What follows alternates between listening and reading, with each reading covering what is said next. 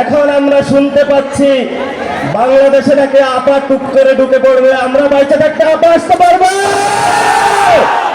এখানে দেখি চেয়ার নিয়ে মারামারি শুরু করে দিয়েছিল তৎকালীন ছাত্রদল যুবদল। ওই সময় বুঝেছিলাম এরা হাসিনাকে ফালাইতে পারবে না। তখন আমরা ইনশাআল্লাহ পুরো বাংলাদেশে গুছানোর কাজ আরম্ভ করি। 17 বছর লেগেছে, সকল দল মিলে ফ্যাসিবাদী সরকারকে বাংলাদেশ থেকে বিতাড়ন করেছে।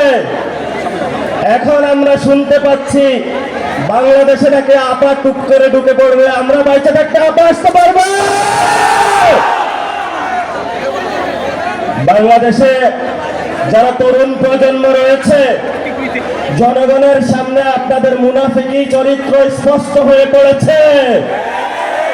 এখন হলো গদি আমাদের টান দেওয়ার সুযোগ এসেছে। আমরা স্পষ্ট জানিয়ে দিতে চাই, গ্যাস দে, বিদ্যুৎ দে, নইলে গদি ছায়া দে। তারেক রহমান গদি ছায়া দেন। যদি গদি টিকাইতে হয় বাংলাদেশে সংস্কার বাস্তবায়ন করতে হবে। বাংলাদেশে জ্বালানি সংকটের সমস্যার সমাধান করতে হবে। বাংলাদেশে ভারতের বিরুদ্ধে, আগ্রাসনের বিরুদ্ধে দাঁড়িয়ে চোখে চোখ রেখে বলতে হবে, মোদী তুমি যেমন প্রধানমন্ত্রী, আমরা বাংলাদেশের তারেক রহমান প্রধানমন্ত্রী। বাংলাদেশের আজাদী নিয়ে কোনো ছিনিমিনি খেলা চলবে না। ইউএফটি ফার্স্টের সাথে ট্রেড করুন যে কোনো জায়গা থেকে, ক্যাম্পাসে ক্লাসের ফাঁকে, ঢাকার জ্যামে বসে কিংবা ঘরে বসে।